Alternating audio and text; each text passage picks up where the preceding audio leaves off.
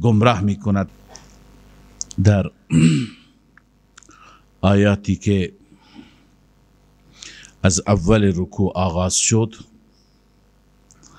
در ارتباط با تحریمات لغیر الله خواندیم که نباید انسان به خاطر غیر خدا چیزی را حرام بداند از اونهایی که خدا حلال قرار داده و اونهایی که خدا حرام قرار داده نباید اونها را حلال بداند.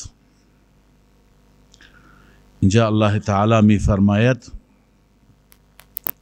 اینها به خاطر آلهه هستند، به خاطر معبودان باطله هست، پس این شرکه. و در این آیه که تلاوت گردید مثالی برای سوء فهم مشرکین بیان می فرماید. مثالی برای سوء فهم مشرکین، یعنی این مشرکین هرچی که شما برایشون دلایل بیارید، برای آنها وعید بیان بکنید، عقلی بیان کنید، نقلی بیان کنید، اینها حقیقت را نمی فهمند و در نفهمیدن الله می فرماید مثل حیوان می مانند که کسی که پشت سر حیوان هست حیوان را صدایی می زند و به او چیزی می گوید، حیوان فقط همون صدا را می شنود ولی چیزی نمی فهمد. مثال این مشرکین در سوء فهم همینه که صدای شما را می شنوند ولی از صدای شما چیزی متوجه نمی شوند. فهم لا یعقلون معنیش همینه. و مثل الذین کفروا کمثل الذی ینعق، مثال کسانی که کفر کردند مثل کسی است که ینعق، نعق همون صدایی که پشت سر حیوان هست، یعنی صدا زده میشه بما لا يسمع الا دعاء و نداء، به اون چی که نمیشنود. این ما زایده هست، اصلش هست که به چیزی که لا يسمع الا دعاء و نداء، صدا زده میشه ولی نمیشنود مگر دعا و ندا را میشنود، فقط همین نمیشنود. اینها دیگه نمیفهمند. لذا الله اینها را میفرماید صم بکم عمی، اینها کرولالند، کرند یعنی حق را نمیشنوند و نمیفهمند، بکم حق را اقرار نمی کنند و بر زبان نمی آورند، عمیون کور هستند حق را نمی بینند. اصل اینه که فهم لا یعقلون، اینها عقل ندارند، خرد ندارند. وقتی که عقل و خرد نباشد درک حقیقت هم مشکل میشه، لذا حقیقت را اینها درک نمی کنند. بعد از این الله عزوجل اعاده می فرماید تحریمات برای غیر الله را. الله می فرماید شما حرام قرار ندهید، شما از حلال خدا بخورید، پاکیزه بخورید، رزقی که الله برای شما حلال فرموده بخورید.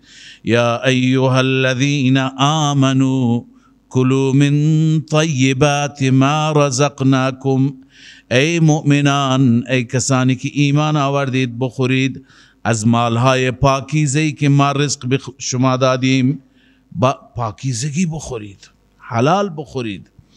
واشکروا لله ان کنتم ایاه تعبدون، و شکر خدا را بجا بیاورید، شاکر باشید بر رزق الله.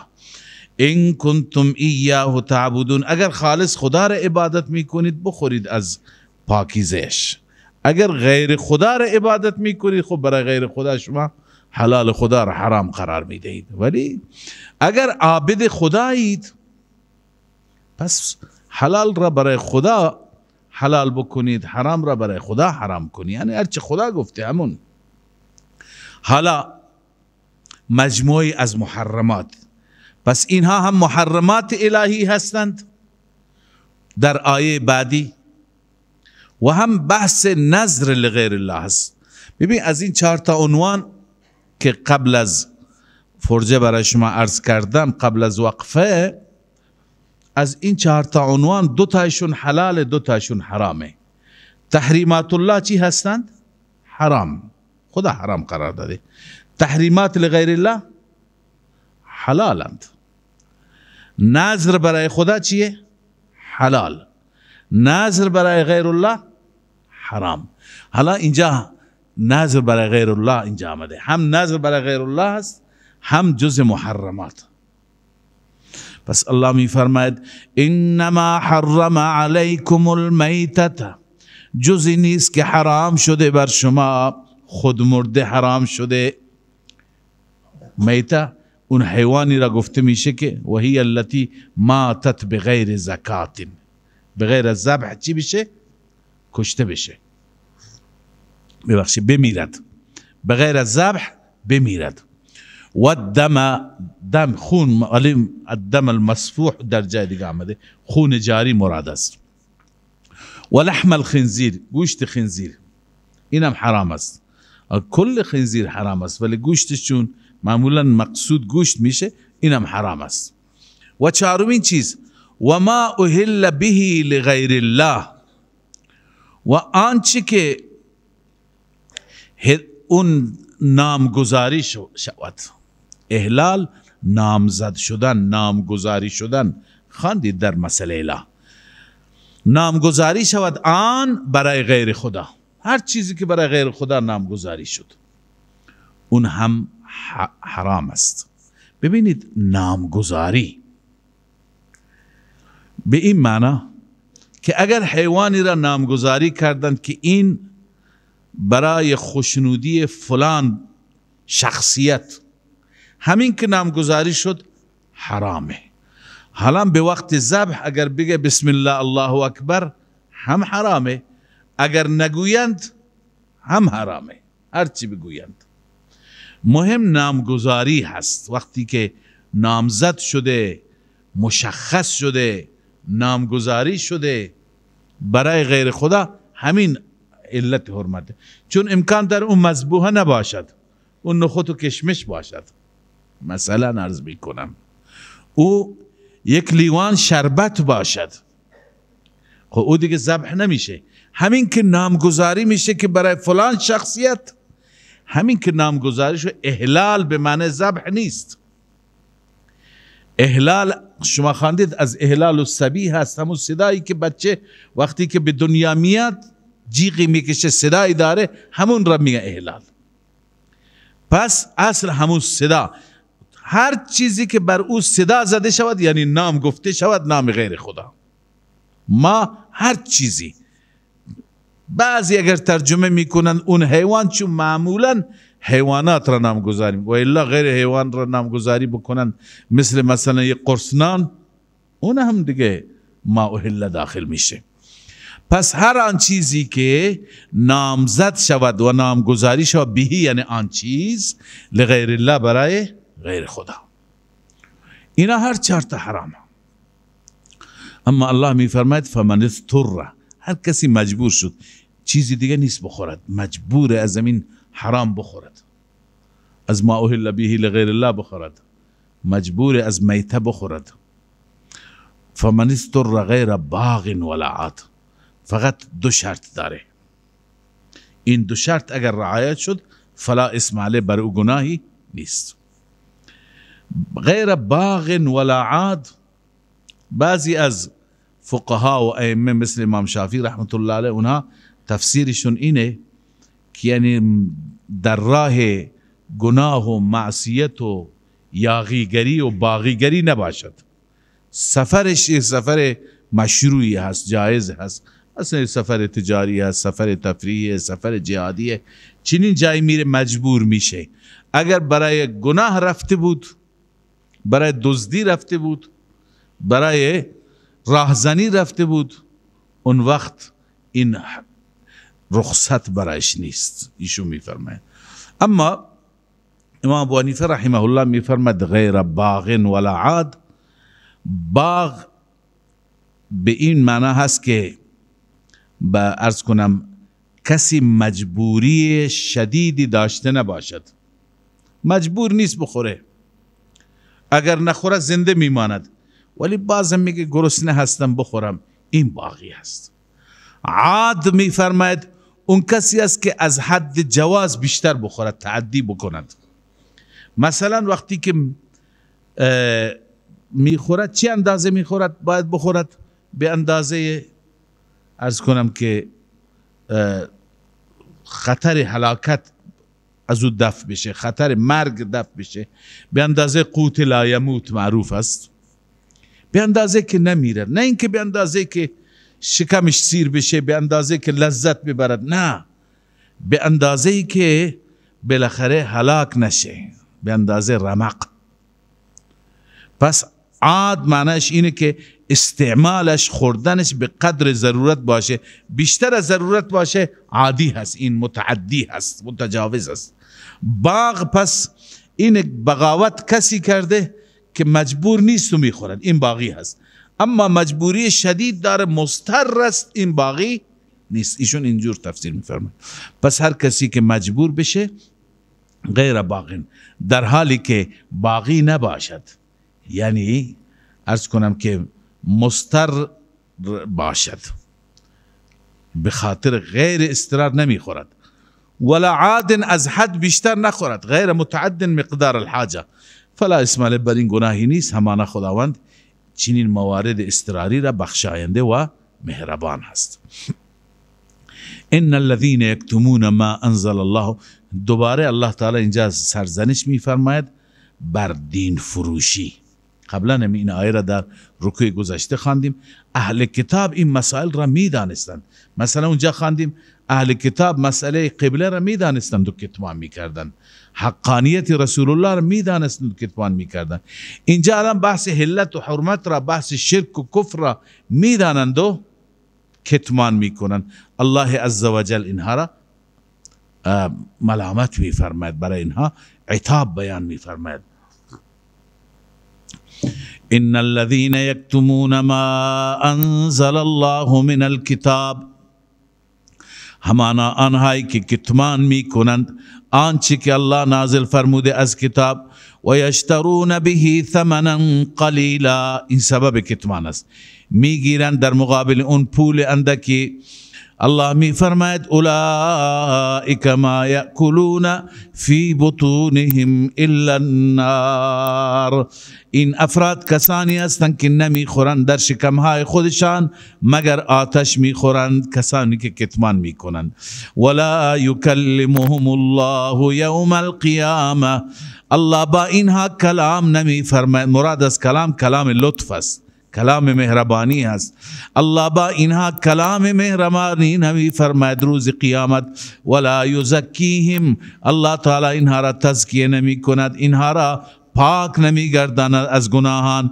ولهم عذاب علیم، برای اونها عذاب دردناک است، عذاب دردناکی باید بچشند. و نتیجه دیگه اولئک الذین اشتروا الضلالة بالهدى، اینها کسانی هستند که خریداری کردن گمراهی را در مقابل هدایت. هدایت فطری که داشتن اون هدایت را از دست دادند و گمراهی را، شرک را، راه شرک را خریداری کردن، انتخاب کردن. والعذاب بالمغفره، و اینها کسانی هستند که عذاب الهی را خریدن در مقابل مغفرت. اصل مغفرت هر انسانی باید غالب او باشد، ولی اینها مغفرت را فروختن و عذاب را خریدن. فما اصبرهم علی النار، این صیغه تعجب است، چقدر اینها صبر دارن بر آتش. یعنی حتما اینها خیلی صبورند، خیلی تحملشون بالا است. این به صورت تمسخره، چقدر اینها صبر دارن بر آتش. خب چه چیزی باعث این بدبختی اینهاست؟ ذلك بأن الله نزل الكتاب بالحق، این تمام بیچارگی های اینها به دلیل این است که همانا الله عزوجل نازل فرمود، کتاب را به حق نازل فرمود، برای اظهار حق بالحجه بالصدق. اما و ان الذين اختلفوا في الكتاب لفی شقاق بعید، اینهایی که اختلاف دارن در کتاب مثل همین گروه، اینها در شقاق بعید هستند، در یعنی مخالفت بدور از حق هستند. اینها با حق اختلاف دارن. علت اصلی اینها، گمراهی اینها، اختلاف با حق و اهل حق است. و اون اختلاف را چرا دارند؟ قبلا خواندیم، به خاطر حسادت و به خاطر تعصب. لیس البر ان تولوا وجوهکم. حالا ببینید از اعتراضات گذشته مشرکین یا یهود و نصارا و ایرادات بیجا و بحث‌های بیجای اونها اینقدر ما فهمیدیم که اینها دنبال قیل و قالند، دنبال حقیقت نیستند، دنبال اینکه راه هدایت را، راه بهشت را، راه رضایت خداوند را حاصل کنند، دنبال این نیستند. دنبال اینن که انتقادی بکنند، اعتراضی بکنند، سر به سر بگذارند. همین الله تعالی اینجا به اونها می فرماید لیس البر ان تولوا وجوهکم قبل المشرق والمغرب. این از ابواب بر نیست. لیس البر، بعضی گفتند که مضاف مقدری، یعنی زلبر. زلبر صاحب نیکی، یعنی انسان نیک. اون نیست که بالاخره سمت مشرق یا مغرب روی این حساس. بعضی گفتند که ابواب بر در این نیستند، یعنی صورتهای نیکی این صورتها نیستند که بگیم شما مشرق نماز بخوان، به مغرب نماز بخوان، هر کسی این سمت اون نیکه، هر کسی این سمت این بده. نه، این جز نیکی و غیر نیکی نیستند. اصل نیک اون انسانی هست که ایمان دارد، هم به خدا ایمان دارد، هم به روز آخرت، هم به ملائکه، هم به کتابا انبیا، و هم اعمال خوبی دارد. مثلا به فقرا مال میده، به مساکین مال میده، یعنی نیکی میکند، احسان میکند و نماز هم برپا میدارد، زکات هم میده، اخلاقش هم خوبه، وفادار به عهد هست، صبر میکنه در سختی ها. اینها بر هستند، اینها از ابواب بر هستند. نه اینکه بگیم که چرا این طرف نماز خواندی، چرا چینی شد، چرا چنان شد. حالا ببینید اینها در زمان وحی است. امروز هم ما یه سری مسائلی داریم که اینها اصول هستند. اینها اصول هستند. مثلا ایمان به خدا، توحید، ایمان به رسالت، ایمان به قیامت، و بر اساس این ایمان عمل کردن، هم حقوق الله را پایبندی کردن، هم حقوق العباد را رعایت کردن. اینا نیکی هستند. نه اینکه بعضی ها کل عمرشون تو قیل و قال ها می گذرد، تو یک سری بحث های بسیار جزئی، مواردی که اینقدر لازم نیست انسان عمر خودش را ضایع بکند. یه جای کشور یه وقتی رفتیم، علما به جای اینکه به ایمان مردم بپردازند، به جای اینکه اخلاق مردم را اصلاح بکنند، به جای اینکه روی عمل مردم، روی اصلاح مردم، روی تزکیه و دوری از گناه مردم کار بکنند، همش با هم درگیر بودن روی مسئله. مثلا عرض میکنم که آیا حضور زنها در مسجد جایزه یا نیست؟ یک گروه موافق، یک گروه مخالف. یکی کتاب نوشته بود، به ما نشان داد، 300-400 صفحه بود. خدا میدونه چند سال عمرش را روی این تحقیق مصرف کرده. همش دلایل که این جایز نیست، درست نیست. حالا ببین مسائلی که در همون زمان پیامبر بوده، همون زمان می آمدند. بعداً بعضی گفتند که اگر این مسائل بود پیغمبر نمی گذاشت، بعضی گفت نه، چیزی که پیغمبر گذاشته شو چرا من میکنم. بالاخره این اختلاف در عهد صحابه بود. در صحیح بخاری هست، صحیح مسلم هست. فرزند حضرت عبدالله ابن عمر گفت که من نمیگذارم. عبدالله ابن عمر او را بد و بیرا گفت چیزی که رسول الله گذاشته تو نمیذاری. منظور اینه که از همون زمان این بحثا بود. حالا کل وقت را روی این بحث، کل عمر را روی این بحثا صرف کرده. از این طرف مردم دارند که بدون ایمان میره، مردم عقیدهشون هنوز خوب نیست، مردم اخلاقشون خوب نیست، مردم را غیر دین مسیحیان تبلیغ میکنن به طرف خودشون میبرند.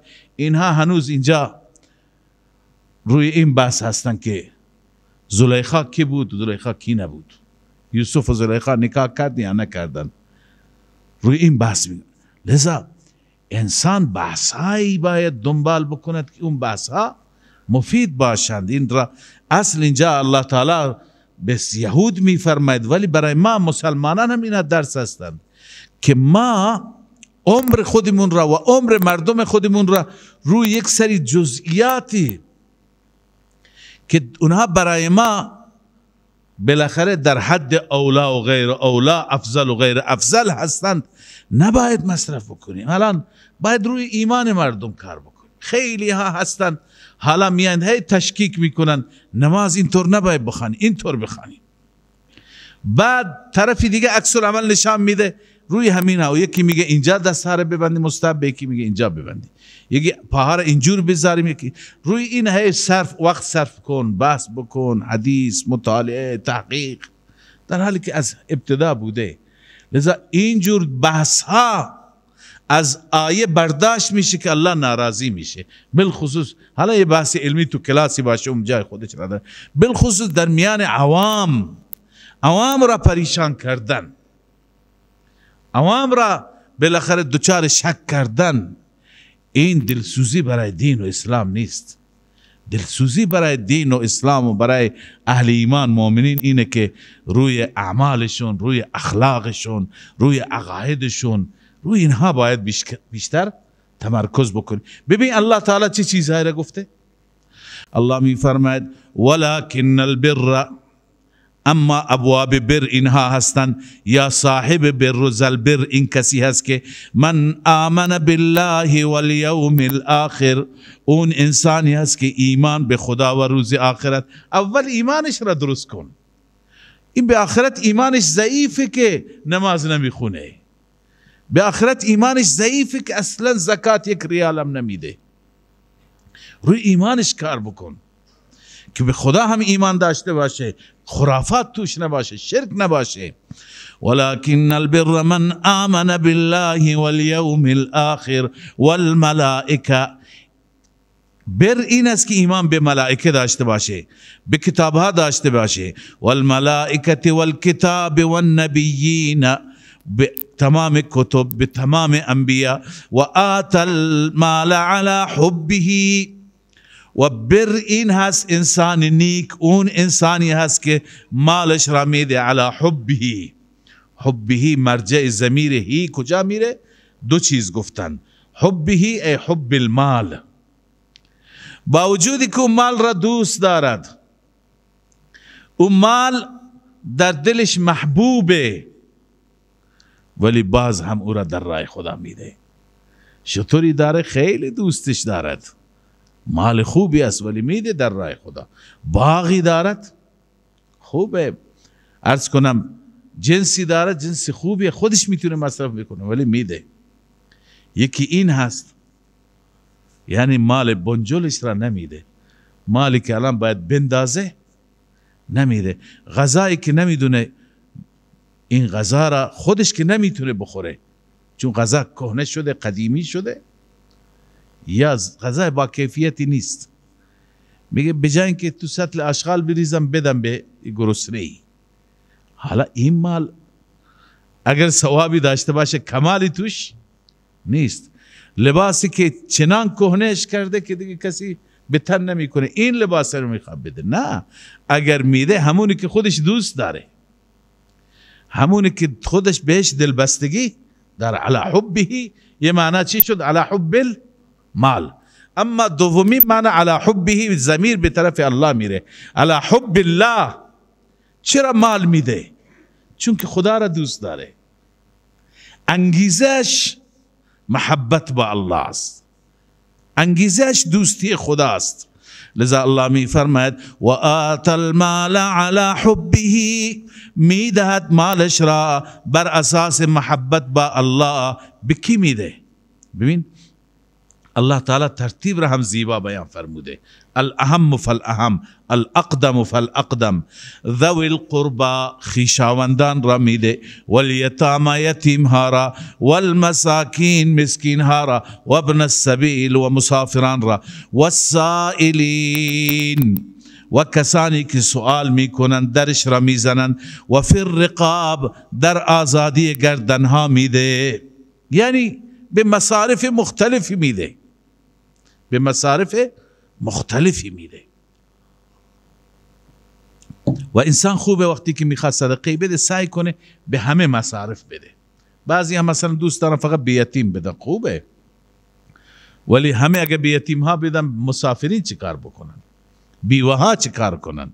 مساکین چی کار بکنن؟ همه را انسان در نظر بگیرد. و اقام الصلاة و آت الزکات، این چی بود؟ عبادت مالی بود. حالا عبادت جانی، البته او در باب حقوق العباد بود.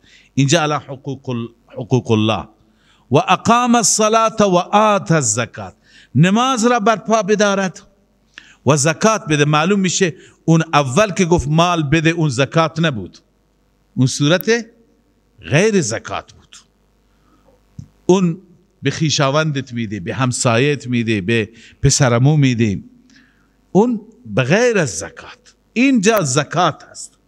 والموفون بعهدهم، بعد از بحث ایمان و عقاید و بحث عبادتهای مالی و بدنی، حالا بحث اخلاق. اخلاقش هم اخلاق اسلامی باشد. اینها هم انسانهای نیک هستند. ببین اینها اهمیت داره از رضای الله. انسان عقایدش را درست کنه، اعمالش را درست کنه، به خویشاوندان و حقوق العباد برسه و انسان اخلاق داشته باشه. مثلا از جمله اخلاقها والموفون بعهدهم اذا عاهدوا، وقتی که عهد بستند، پیمان بستند، نسبت به عهد و پیمان خودشون وفادار باشند. چه پیمانی با خدا دارد، چه پیمان با بندگان خدا دارد، به این پیمان پایبند باشد. والصابرین فی البأساء والضراء،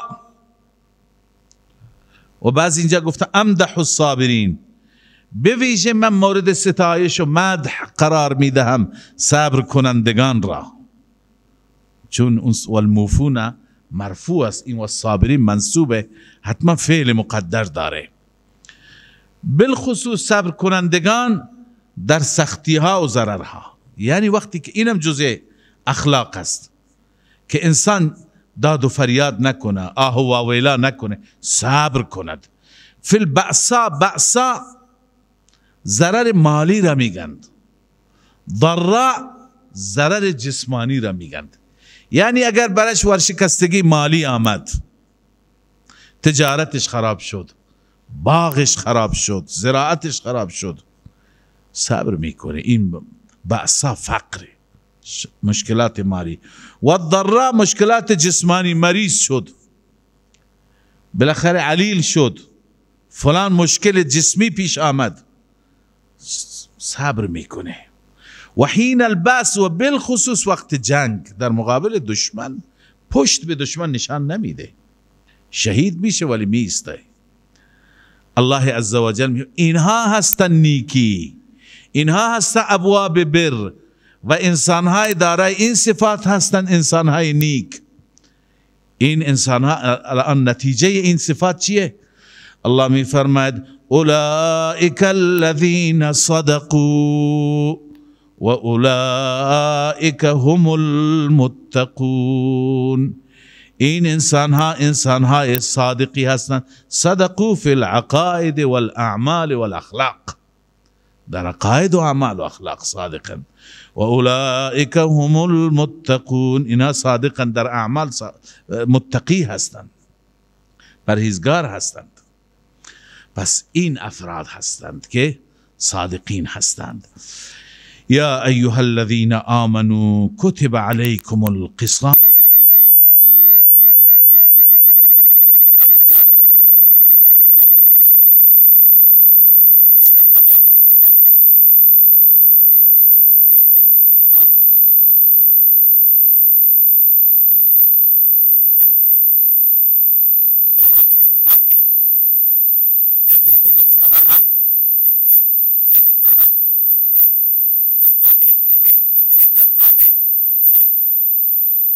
حالا از اینجا به بعد بخش دوم سوره شروع میشه.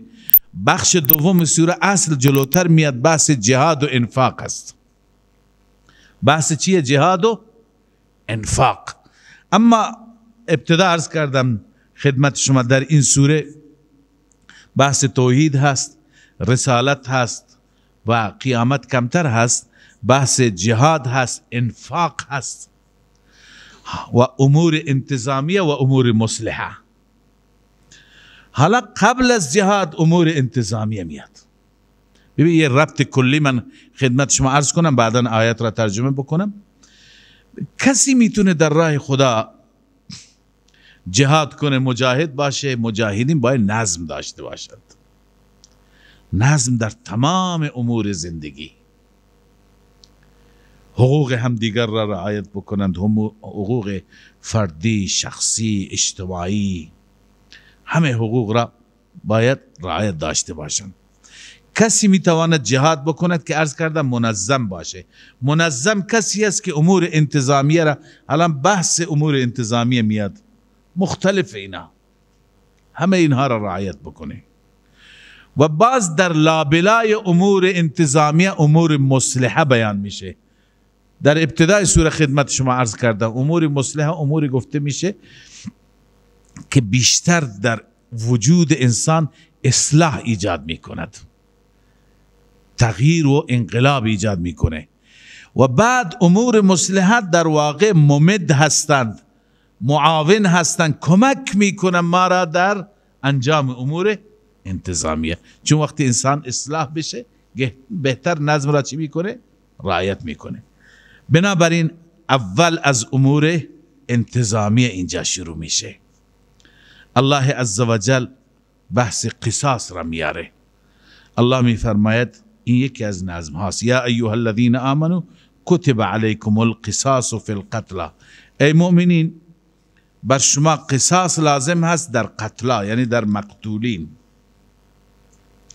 قصاص یعنی چی؟ یعنی برابری. قصاص یعنی مساوات، برابری. ببینید قبلا خدمت شما عرض کردم صبح که در اسلام اعتدال است. در مذهب و دین یهود چی بود؟ این بود که جزای قتل فقط قتل، فقط قصاص ولا غیر. نه کسی اجازه داشت دیه بگیره، نه کسی اجازه داشت ببخشه. پس هم بخششی در کار نبود هم دیه، فقط قصاص. در شریعت عیسوی میگویند فقط بخشش، اجازه قصاص نبود. و پیش مشرکین چه خبر بود؟ در مشرکین افراط و تفریط بود. یعنی چه؟ یعنی اگر کسی را میکشتند از اشراف، او در عوض 2 تا میکشت، 3 تا میکشت، 4 تا میکشت. اگر مثلا غلامش کشته میشد میگفت غلام من کشتن، من در عوض غلامی را نمیکشم، در عوض غلام باید یک انسان آزادی را بکشم. اگر زنی کشته میشد میگفت زن ما با مرد اونها برابر است، در مقابل این زن باید یه مرد بکشم. در حالی که در اسلام مساوات است، یعنی هر کی کشته او باید کشته بشه. اگر غلامی آمد سرداری را کشت، همون غلام در عوضش کشته میشه. اگر زنی آمد مردی را کشت، همون زن باید کشته بشه. نه اینکه بگه نه چون از ما مردی کشته شده از شما باید یه مرد دیگه کشته بشه. این ظلم است. کسی که نکشته چرا کشته بشه؟ پس قصاص به این معنی برابری. و این مشرکین اینا را نداشتند. مشرکین نگاه میکردند که قوت و ضعف را، اگر طرف قوی بود خب نمیکشتند، میترسیدند، میبخشیدند، به دیه راضی میشدند. اما اگر طرف ضعیفی بود چند برابر میکشتند. الله عزوجل میفرماید که اینها همه افراط و تفریدند. یا ایها الذین آمنوا، ای مؤمنان، کتب علیکم القصاص فی القتلا، لازم هست، فرض شده بر شما قصاص در قتلا، برابری. مثلا چطور برابری؟ الحر بالحر والعبد بالعبد، آزاد در مقابل آزاد، غلام در مقابل غلام، والانثى بالانثى، مؤنث در مقابل مؤنث. یعنی عرض کردم اینا مثال های مساوات هستند. معنیش این نیست که یعنی مرد را در مقابل زن نکشند، غلام را در مقابل آقا نکشند، نه، هر کسی کشته همون کشته بشه، ولی مساوات از این جهت که از هر جهت باید چی بشه؟ مساوات بشه. نه اینکه کسی زور داره بگه اون طرف را من باید غلامش را نکشم، ارزشی نداره او غلام من نکشته، من باید آقایش را بکشم. فمن عفی له من اخیه شیء، هر کسی که مورد عفو قرار گرفت از طرف برادرش چیزی، هر کسی که مورد عفو قرار گرفت. ببین حق مالکیه، ولی دم، ولی مقتول. حالا به قاتل میگه اگر برادرت تو را بخشید، حالا این که برادر او را کشته دشمن هستن با هم دیگه، چطور برادرند؟ اینجا اشاره به دو چیز است. یکی این که با کشتن و خونریزی و چنین جنایتی اون اخوت اسلامی از بین نمی رود. درسته این قاتل جنایت کرده، قاتل تعدی کرده، ولی برادری به جای خودش باقی هست. دوم میگویند که اخوت الله تعالی بیان فرمود اشاره به انعطاف است. یعنی اگر انسان از خود انعطاف نشان بدهد بهتره، انعطاف نشان بدهد بهتره. سماه اخا استعطافا بتذکیر اخوة البشریت و الدین. الله معلوسی میگه خداوند طرف را برادرت میگوید، برادر قاتل میگوید، میخواد که بالاخره عاطفه ها را تحریک کند و همچنین یادآوری بفرماید که اینجا اخوت بشری، اخوت دینی پابرجا هست. و همچنین میفرماید لما فی مشروعیت العفو تسهیل علی القاتل، اگر عفو بشه بر قاتل آسان میشه. و فی مشروعیت الدیت، اگر دیه گرفته بشه نفع لاولیاء المقتول. پس اینها را الله در نظر گرفته، کلمه اخی اشاره کرده به همه اینها. فاتباع بالمعروف، اون وقت اتباع بشه طبق دستور شرعی. اتباع طبق دستور شرعی چیه؟ یعنی وقتی که معاف شد این هم طبق دستور شرعی حقش را بده، دیه هست هر چی تعیین شده. و اداء الیه به احسان، ادا بکنم به سوی او طبق دستور شرعی. ذالک تخفیف من ربکم و رحمه، این یک تخفیفی از جانب رب شما که قبلا نبوده، و رحمتی، همین که خدا اختیار داده، هم اختیار دیه داده، هم اختیار قصاص داده، هم اختیار عفو داده. در عفو خواندیم الان عبارت آلوسی را، در عفو برای قاتل تسهیل است، در دیه گرفتن نفی است برای اولیاء مقتول. این تخفیف الهی است و رحمتی از جانب الله هست.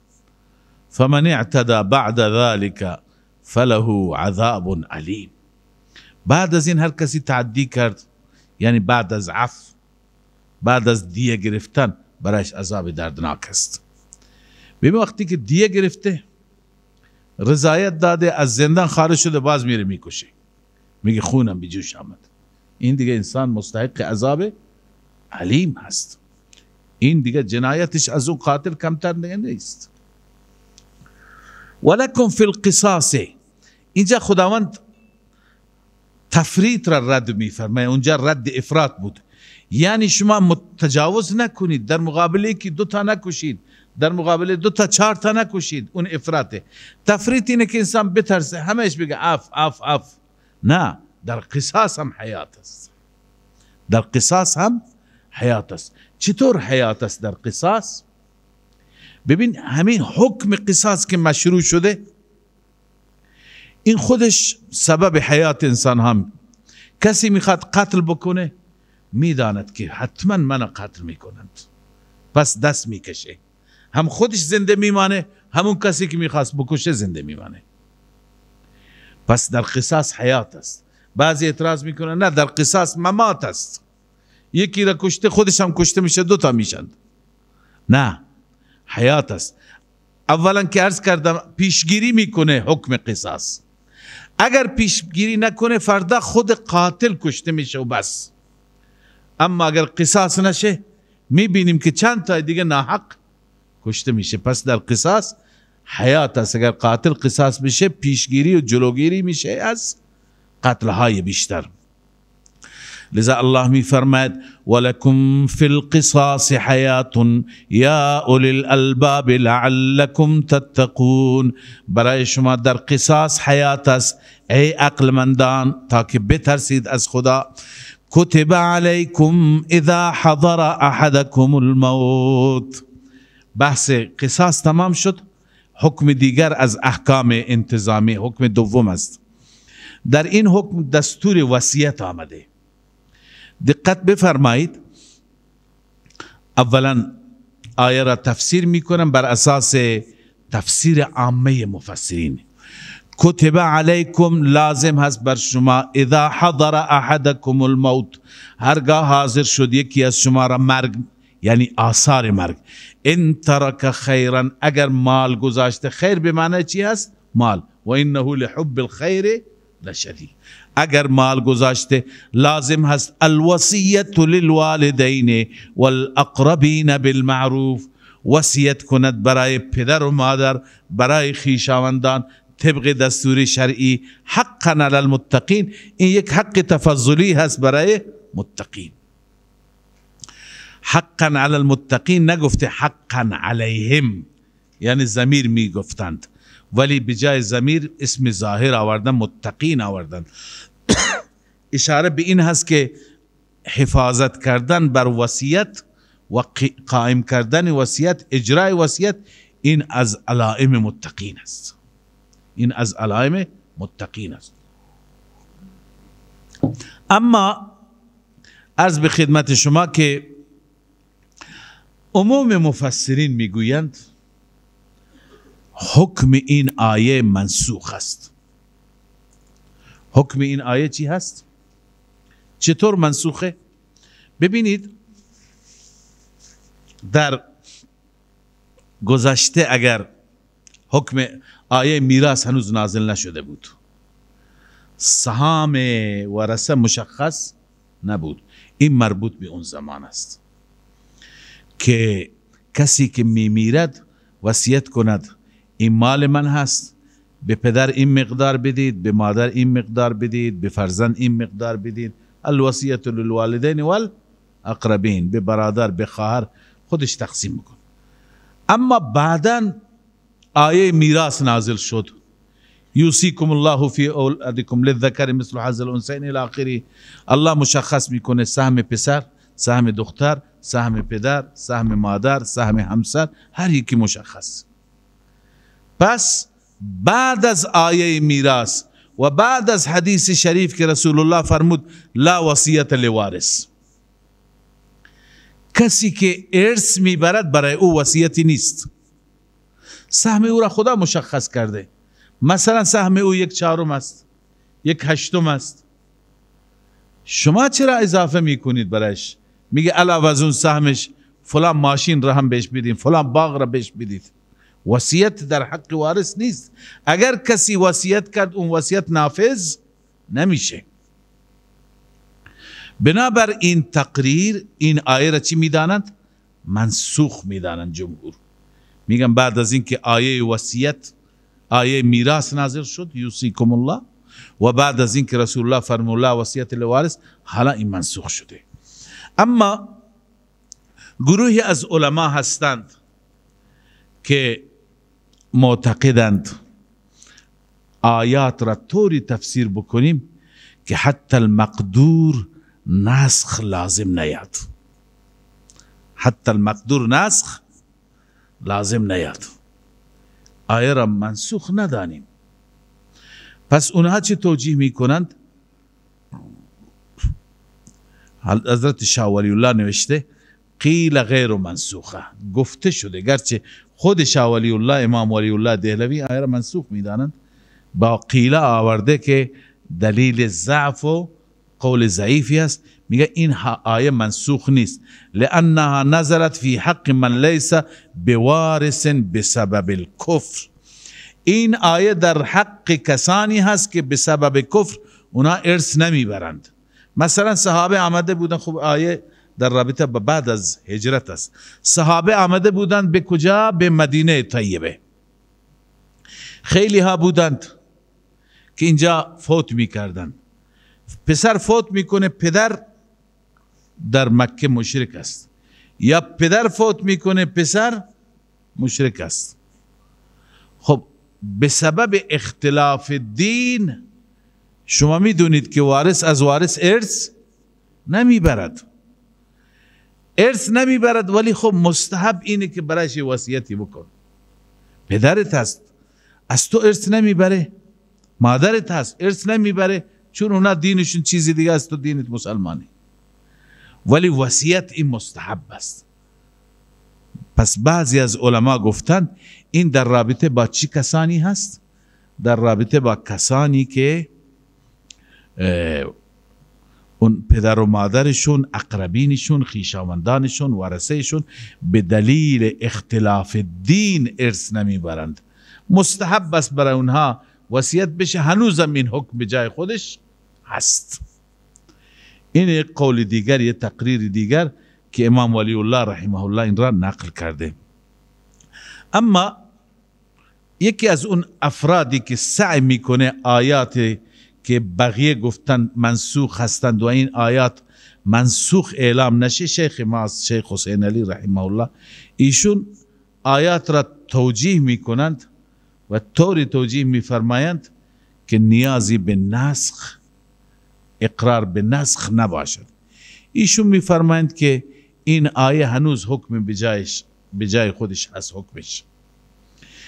ایشون میفرمایند درباره پدر و مادر غیر مسلمان نیست، پدر و مادر مسلمان است. اقربین غیر مسلمان نیست، اقربین مسلمان است. وصیت الان هم لازم است و مستحب است. چه وصیتی بکنیم؟ اینجا نگفته وصیت به مال بکنید که فلان مقدار مال بهشون بدید. اینجا گفته الوصیت بالمعروف. بالمعروف یعنی چه؟ یعنی طبق دستور شرع، طبق قانون شرع، ضوابط شرعی. یعنی هر کس که میمیرد او وصیت بکند و این وصیت مستحب است. به اولادش بگه، به ورثهش بگه، به خویشاوندان بگه، به پدر و مادر، به همه بگه که ببینید من دارم میرم از این دنیا، بعد از من طبق دستور شرعی عمل بکنید. بعد از من مال را طبق دستور خدا تقسیم کنید. ببینید حق کسی تلف نشه، ببینید حق کوچیکی تلف نشه، بزرگی تلف نشه، پیر و ضعیفی تلف نشه، حق دختری تلف نشه. همینه که شما بگید این الوصیت بالمعروف است. لذا این با اون ربطی نداره. این وصیت به همه وارثا چی است؟ مستحب است. این تقریر شیخ است، بر اساس این نه نیازی به نسخ است و من بر اساس همین ترجمه میکنم برای شما. الله می فرماید کتب علیکم اذا حضر احدکم الموت لازم هست بر شما وقتی که حاضر شد یکی را موت یعنی آثار موت، ان ترک خیرا اگر مالی گذاشت، الوصیت للوالدین والاقربین، این که وصیت بکند برای پدر و مادر و برای خویشاوندان خودش، وصیت به معروف بکند، به قانون شهر بکنه، به دستور شهر. مثلا به پدر و مادرش بگه من الان که دارم میرم 2 بچه خردسال و نوزاد دارم، ببینید حق اینها تلف نشه، مال اینها را محفوظ برای اینها نگه دارید. این وصیت را بکنه، نه اینکه به مقدار وصیت بکنه. حقا علی المتقین، حقی هست بر متقین. یعنی چه کسانی این موارد را رعایت میکنند؟ اهل تقوا. کسی که تقوا نباشه او ظلم میکند، حق تلفی میکند. فمن بدله بعد ما سمعه فانما اثمه علی الذین یبدلونه. اما وقتی وصیت کرد کسی بعدا آمد اون وصیت را تبدیل که بعد از این که شنیده، گناهش بر اون مورث کسی که فوت کرده نیست، گناهش بر همین کسی هست که وصیت را عمل نمی کند، بر وارث است. فانما اثمه علی الذین یبدلونه ان الله سمیع علیم. همانا الله شنواست و اقوال را همه را شنواست و علیم هست، دانا هست. فمن خاف من موص جنفا. ببینید اگر کسی فوت می کند، وصیت می کند، اما در وصیتش نوع کجی هست. جنف به معنای کجی، ای میلا عن الحق، از حق تمایل به غیر حق. یعنی طوری وصیت میکنه میخواد که اون وارثی که برایش محبوبه به او بیشتر برسه، اون وارثی که برایش محبوب نیست به او نرسه یا کمتر برسه. وقتی که تشخیص میدی کسی وصیتش در راستای این هست که حق کسی تلف بشه، با همون موسی یعنی وصیت کننده، با او چی کار بکند؟ بشیند و اصلاح بکند، بگو وصیت را اینطور بکن، این وصیت، نه که حق کسی تلف بشه. یعنی نگذارد که این وصیت ناعادلانه اجرا بشه و او را اصلاح بکند، با خودش بحث بکند، صحبت بکند. این گناهی نیست، این دیگه دخالتی نمیشه. فمن خاف من موص جنفا، هر کسی میترسه از وصیت کننده جنف را، یعنی تمایل از حق را. بعضی جنف را ترجمه کردن خطا و اشتباهی از وصیت کننده میترسد که خطا بکند، همه مال را به بخشی بده، به بخشی دیگه کم بده یا هیچ نده. او اثمن، یا از او میترسه که عمدن داره این کار را میکنه. جنف خطا را میگند، تمایل از حق خطا، اسم تمایل از حق چی؟ عمدن. نمیخواد که به بعضی بده، با بعضی مشکل داره. خب فاصلح بینهم، اصلاح میکنه بین موسی و موسی لهم، اونایی که برای اونها وصیت میکنه. فلا اثم علیه، برو گناهی نیست. ان الله غفور رحیم، این علت است. همانا الله تعالی بخشنده و مهربان است. الله نیت بندگان خودش را نگاه میکند، کسی واقعا دنبال عدل و عدالت. خب 2 حکم از احکام انتظامی را خواندیم، یکی در رابطه با وصیت بود، یکی در رابطه با قصاص بود. حالا یه امری از امور مصلح را میخوانیم، درباره روزه هست. ببین امر مصلح مثل روزه، مثل نماز، مثل ذکر الله، که اینها در واقع در انسان چی ایجاد میکنند؟ اصلاح ایجاد میکنند. به همین خاطر به اینها گفته میشه امر مصلح. اینها اصلاح ایجاد میکنند. وقتی که اصلاح ایجاد بشه در انجام امور انتظامی اینها کمک میکنند. انسان اونها را به نحو احسن انجام میده، بدون حق تلفی انجام میده. مثلا عرض میکنم در آیات گذشته چی خواندین؟ خداوند فرمود که خیانت نکنید در وصیت، حق کسی ضایع نشه، حق تلفی نشه، حقوق مالی دیگران تلف نشه.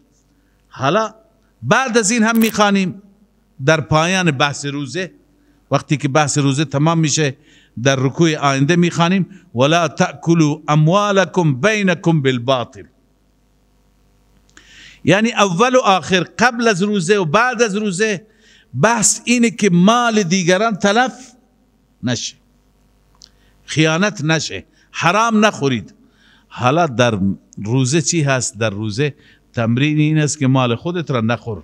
وقتی خدا میگه نخور، غذای خودت را که تو یخچال هست نخور، میوه خودت را استفاده نکن، به طرف خانه حلال خودت نرو که حلال است، به طرف آبی که مال خودت هست نرو. پس این نوع تمرین برای تقوا هست یا نیست؟ پس کسانی که مال خودشون را چون خدا اجازه نداده نمیخورند، مال دیگران را به طریق اولا. به این خاطر این امور مصلح ممدند در امور انتظامیه. لذا الله عز وجل می فرماید یا ایها الذین آمنوا، ای کسانی که ایمان آوردید، کتب علیکم الصیام، فرض شده بر شما روزه، کما کتب علی الذین من قبلکم، همان گونه که فرض شده بر کسانی که قبل از شما بود. معلوم میشه که روزه مخصوص این امت نیست، امتهای پیشین هم داشتند، اما ایام زمان فرق کرده. لعلکم تتقون، این حکمت روزه است تا اینکه شما تقوا حاصل کنید. عرض کردم با روزه گرفتن تقوا حاصل میشه. روزه نوعی تمرین ترک گناه است. تقوا هم یعنی ترک گناه. روزه نوعی تمرین ترک گناه است.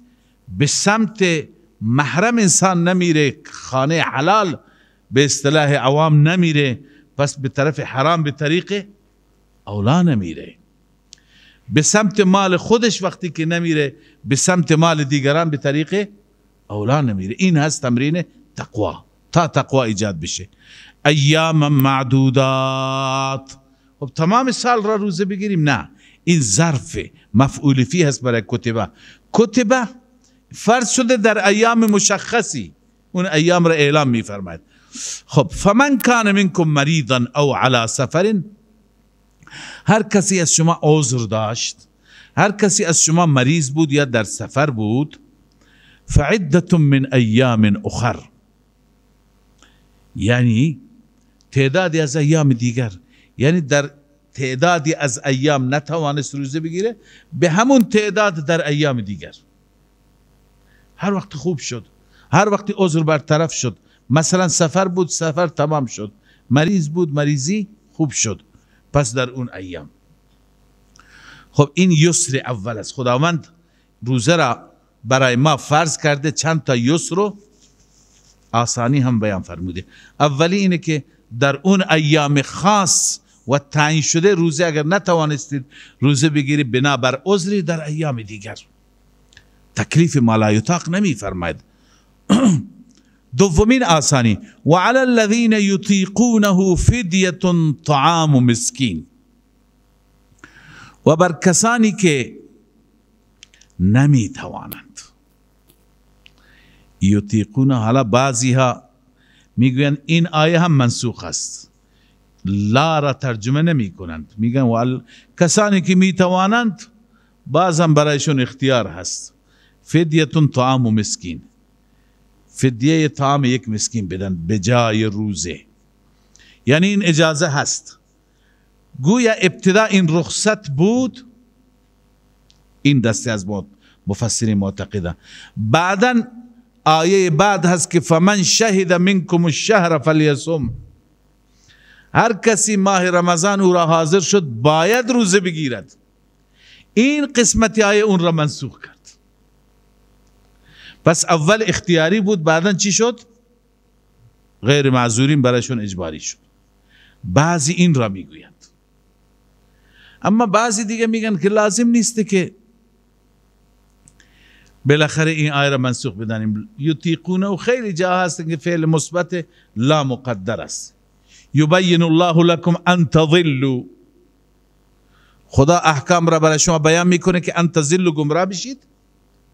لا مقدر نه، الا تضلوا، تا گمراه نشید.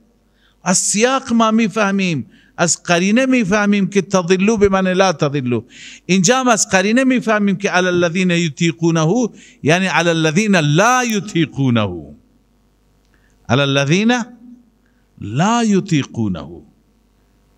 پس میگن لا اینجا چی هست؟ مقدر هست. اما شاه ولی الله رحمه الله میفرماید نه، اینجا بحث روزه نیست، بحث طعام هست. اینجا خدای تعالی سه چیز را بیان فرموده، یکی روزه، یکی فطریه، یکی نماز عید. اینجا اول است یا ایها الذین آمنوا کتب علیکم الصیام، این بحث روزش تمام شد. رخصتش را بیان فرموده، مریض بود بعدا روزه بگیره. اینجا میفرماید که و علی الذین یطیقون، کسانی که طاقت طعام دارند. توان چی دارند؟ طعام دادن دارند، یعنی متمولند، پول دارند. بر اونها چی هست؟ فدیه طعام مسکین هست. فدیه طعام مسکین یعنی همون صدقه فطریه، به اندازه یک مسکین، برای یک مسکین فطریه بدن. اگر کسی بیشتر داد بهتر. و بعد می فرماید ولتکملوا العدة ولتکبروا الله. اونجا تکبر الله اشاره به نماز عید است، تکبیرات عیدین است. پس اینجا خداوند سه چیز را ردیف بیان فرموده، اول روزه را، بعدا فدیه را. اصلا این بحث یطیقونه و روزه نیست، بحث چیه؟ فدیه هست. باز بر اساس تقریر و بیان ایشون آیه منسوخ نیست، درباره صدقه فطر است. و عرض کنم که بعضی دیگر از بزرگان میفرمایند که این یطیقونه، این علامه زمخشری در تفسیر کشاف نوشته که از باب افعال هست. افعال هست و وقتی که فعل از باب افعال باشه به معنای انجام فعل با مشقت می آید، با سختی می آید.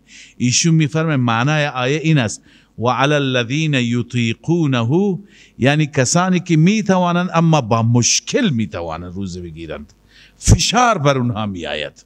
پس این در رابطه با معذوره. قبل از این معذورین مریض و مسافر را ذکر کردند، خب اونها هم معذورند چند روز بعد. کسانی که با مشکل می توانند، یطیقونه یعنی چه؟ ان فعل الاطاقه بمادته لا یستعمل الا فيما يتعذر. فعل اطاقه استفاده نمیشه با این ماده مگر در جایی که مشکل باشد. وقتی که به معنای مشکل هست پس نیازی به نسخ نیست.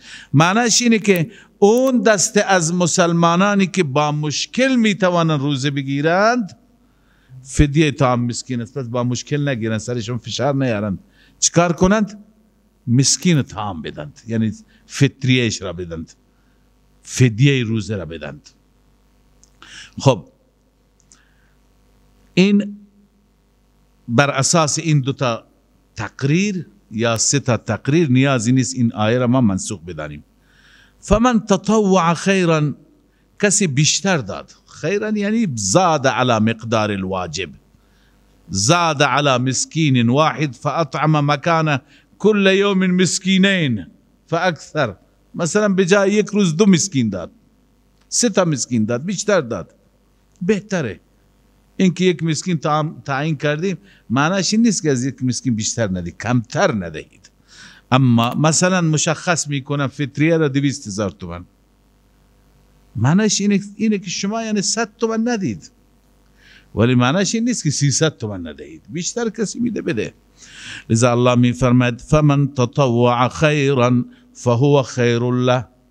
هر کسی تطوع بکنند یعنی بیشتر بده به صورت نافله، اون بهتر است. اما و ان تصوموا خیر لكم ان کنتم تعلمون.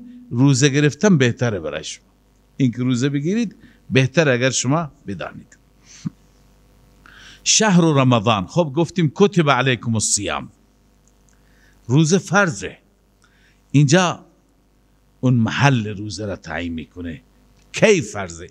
شهر رمضان الذي انزل فيه القرآن، ماه رمضان آن ماهی که نازل شده در آن قرآن نازل شده. فضیلت رمضان هم به خاطر نزول قرآن هست. در حالی که هدی للناس، این شهر و این ماه موجب هدایت است برای مردم. واقعا هدایت است، خیرات و برکاتتون هست که همه میایم به طرف مسجد، همه ترک گناه میکنن و چه بسا انسان ها اصلاح میشن و بعد از اون در مسیر شریعت قرار میگیرن. و بینات من الهدى والفرقان، یعنی چه؟ یعنی دلائل روشنی از هدایت و فرقان هست. بعضی ترجمه میکنند بینات من الهدى، یعنی این ماه مشتمل بر راههای واضح هدایت است، بر راههای واضح هدایت. بینات من الهدى، راههای واضح و روشن هدایت. والفرقان، و همچنین فارق و جدا کننده بین حق و باطل هست. لذا وقتی که دارای چنین فضائلی هست این ماه، فمن شهد منکم الشهر فلیصم، هر کسی حاضر شد در این ماه، هر کسی که حاضر شد از کنم او را رمضان در این ماه، فلیصم ها، حتما روزه بگیرد. اما هر کسی که معذور بود باز هم رخصت الهی باش هست. و من کان مریضا او علی سفر، هر کسی مریض بود یا بر سفری بود، فعدت من ایام اخر. فعدت یعنی تعدادی از ایام دیگر، منظور به همون تعداد از ایام دیگر روزه بگیرد. یرید الله بكم اليسر، این حکمت این تخفیف است و تأخیر هست و آسانی هست. یرید الله بكم اليسر، الله میخواهد برای شما آسانی را، الله اراده آسانی دارد. ولا یرید بكم العسر، و اراده سختی ندارد. ولتکملوا العدة ولتکبروا الله على ما هداکم. ببینید سه چیز الله عزوجل در آیه گذشته بیان فرمود. حالا اینجا سه تا علت بیان می فرماید. این سه علت اون سه چیز هستند. اولین علت ولتکملوا العده، دومین ولتکبروا الله، سومین ولعلکم تشکرون. خب این ولتکملوا العده علت فلیصمه هست. فمن شهد منکم الشهر فلیصم. ای مسلمانان، هر کسی که ماه او را حاضر شد،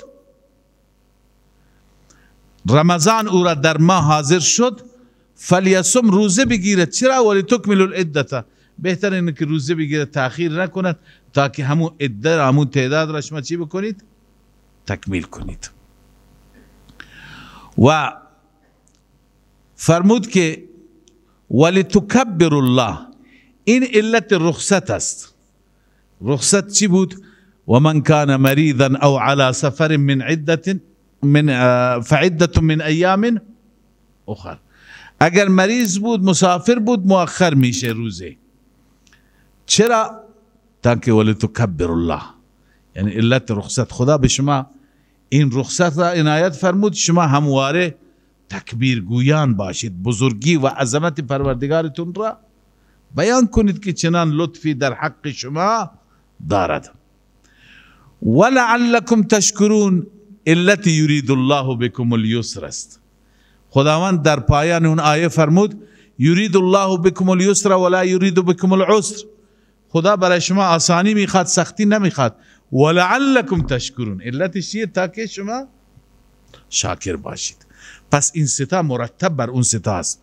ولتکملوا العدة، تاکه شما عدت را تکمیل بکنید وقتی که روزه میگیرید. ولتکبروا الله علی ما هداکم، تاکه بزرگی و عظمت الله را بیان کنید چون که شما را تأخیر داد.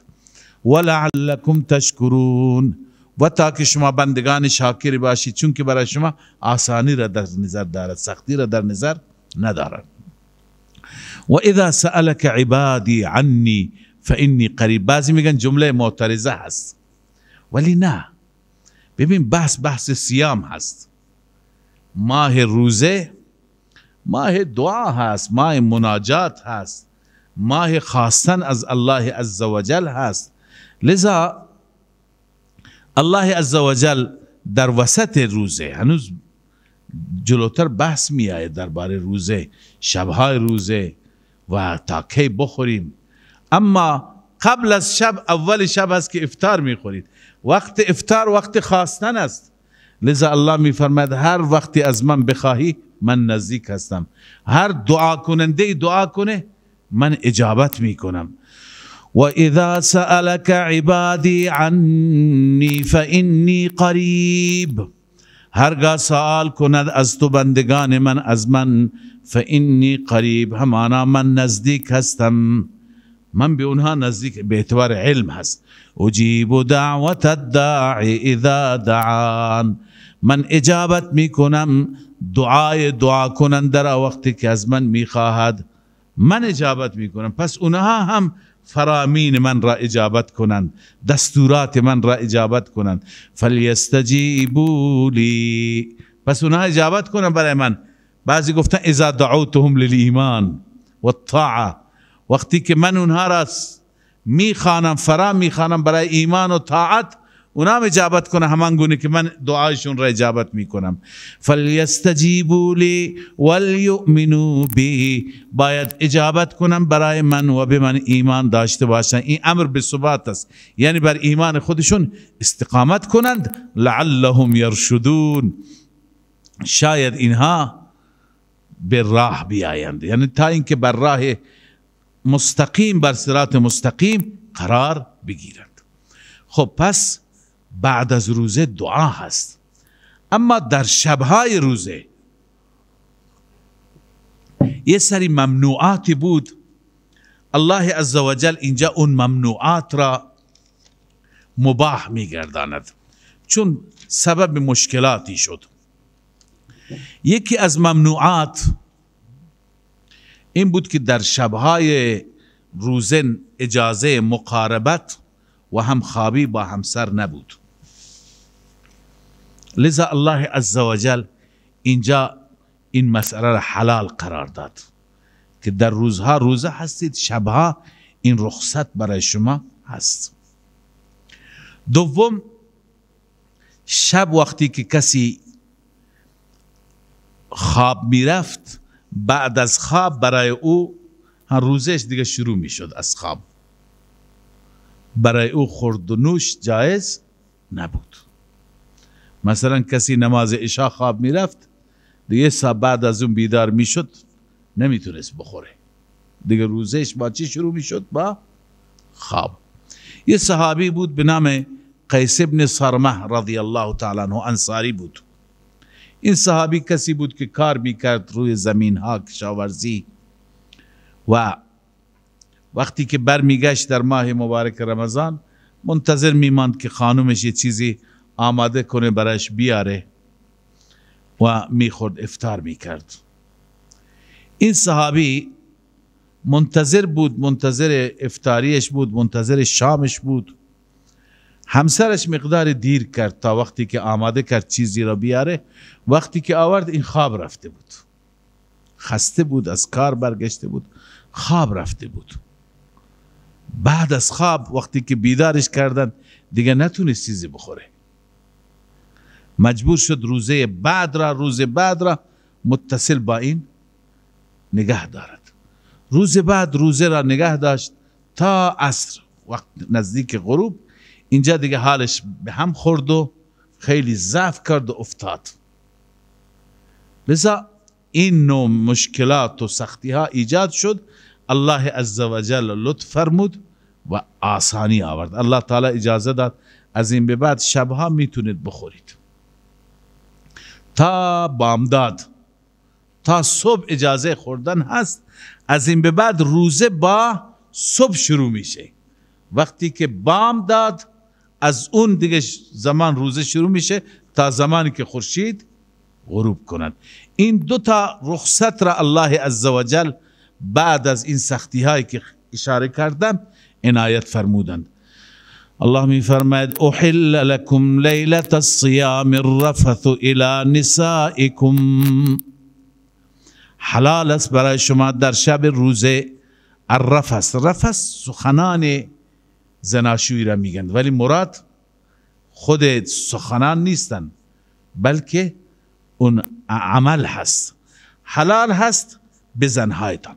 هن لباس لكم و انتم لباس لهن. الله عزوجل زن را برای مرد لباس گفته و مرد را برای زن لباس گفته. اهل تفسیر میگن از ابن عباس منقول است لباس به معنی سکون، آرامش.